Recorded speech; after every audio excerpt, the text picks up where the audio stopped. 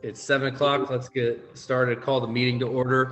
First item on the agenda is the approval of the minutes from April 8th.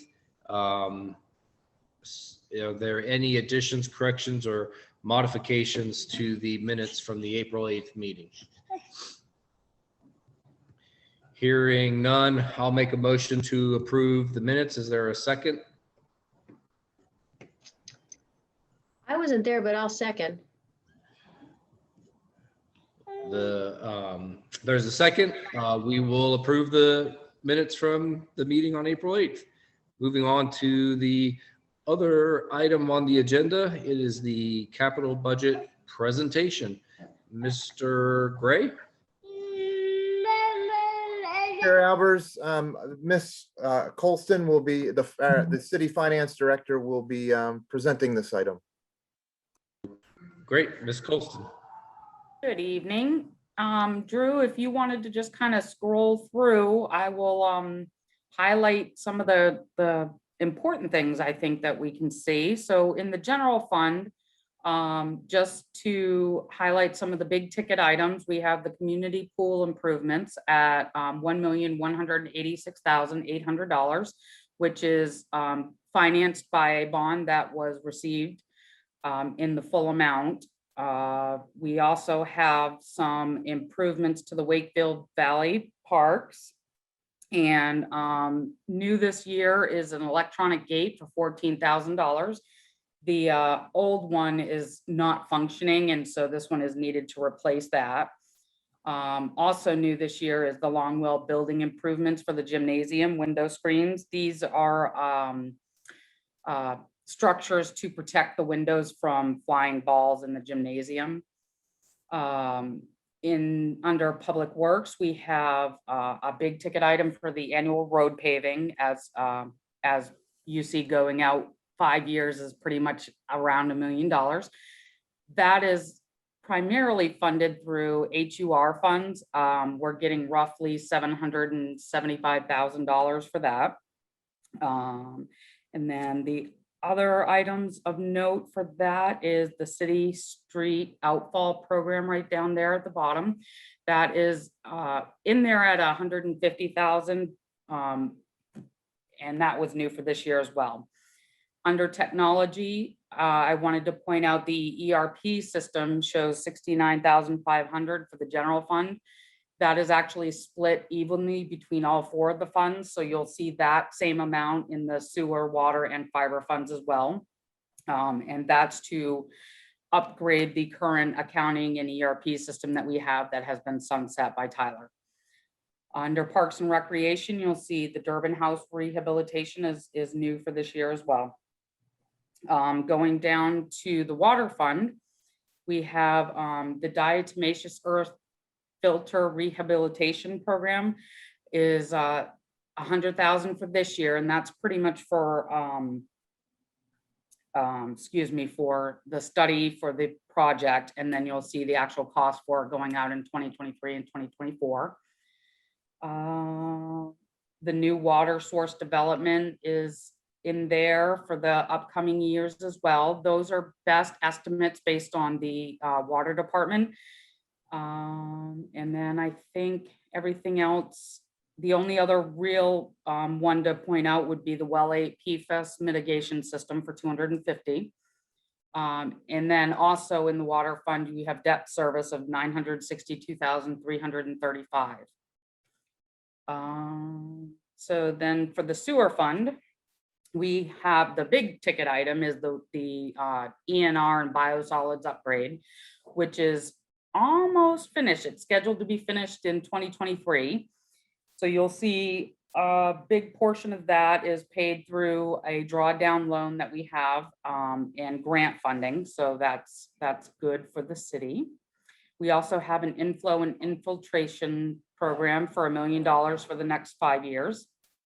And debt service is one thing I wanted to point out with the debt service for the sewer fund is that it's interest only for this year. So you'll see next year the payments drastically go up because we're having to start pay principal at that point. And then the last fund that we have is the fiber fund, and pretty much that is just the debt service and then the ERP system. Those are the big highlights of the capital fund for this year. I'd be happy to answer any questions. I think we put for each project in the capital fund program, we have individual descriptions for them. So there's much more detail in that. If there was any questions about those programs, I'd be happy to answer that. We also included a schedule for the debt service from the various funds as it relates to the CIP. Okay, thank you. Any questions or comments from anyone on the commission? Ms. McNulty? Yes, I see $200,000 for the Durbin House. Yes. Does the city give the same amount of money to the Historical Society of Carroll County? I'm sorry, could you repeat the question? Does the city of Westminster give the same amount of money to the Historical Society of Carroll County? I see this as an historic structure. I was trying to figure out if they gave the same amount of money to the Historical Society. Right, the exact same amount for the Well, Durbin some amount House of to money, the yeah. Historical Society. Yep. I am not aware of that. No, I would have to look into that if they've done that in the past, but I do not believe we have anything in the budget for this year. I for just that. question why that would be more important than the Historical Society of Carroll County. Just a question. I will say I am a member of the Historical Society to support them, but Yeah, I'm just saying that's a lot of money, and the Historical Society seems to be overlooked. okay, I can definitely bring that up. That sounds like, Andrew, sort of a recommendation to take note from the commission regarding funds for the Historical Society. Any other questions, additions, recommendations? None from me. Okay. I don't have any other comments either. So Andrew, I don't know if you're asking us to approve anything or just make recommendations, but I guess the one recommendation from the commission would be from Ms. McNulty regarding the Historical Society. Thank you, Mr. Chair. Okay. With that said, I'll make I think there's nothing else on the agenda here because this was just a sort of a special meeting for us. So I will make a motion to adjourn unless you have something, Mr. Gray. Yes. Yes, sorry, Mr. Chair. I just wanted to bring to the commission's attention that pursuant to your rules of order and procedure, in the month of May will be commission elections. And that is all I have. Start your campaigning now. I think I'm going to be on vacation for the next meeting, so I don't know if I'll be here. Oh, well, you're going to lose your spot then. You've lost your. Oh, well, yeah, but there's other good people that I'm sure will do better than I will. Yeah, right. Great. The only comment I would say is I had an opportunity to tour the new city offices with Andrew earlier this week. You know, if you get an opportunity to go in there, it's certainly really impressive with what they've done with that building. It's pretty cool. Really something to be proud of here in the city of Westminster. I was particularly impressed with I guess the office for whoever will be, you know, the city administrator, city CEO, whatever you want to call it. Just a really cool space that I could, you know, envision somebody, you know, meeting with and bringing developers and, you know, I guess planners for the city to come in there. Just an incredible office and space. So if you get a chance, you got to go check it out. Definitely something for us to be proud of, and you know, really could see that space, particularly that office, being put to some great use. So yeah, that would be my only comments there. So hope you get a chance to check it out. It's pretty impressive.